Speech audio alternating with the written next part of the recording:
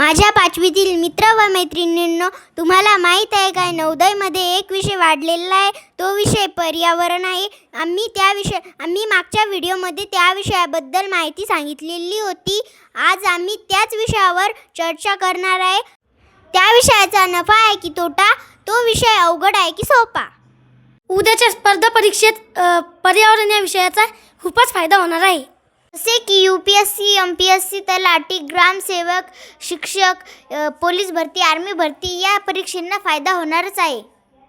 पर्यावरण हा अभ्यास सोपा आहे, कारण की नवीन शालेय अभ्यासक्रमांकात 3री, 4थी, 5वीला हा विषय आलेला आहे.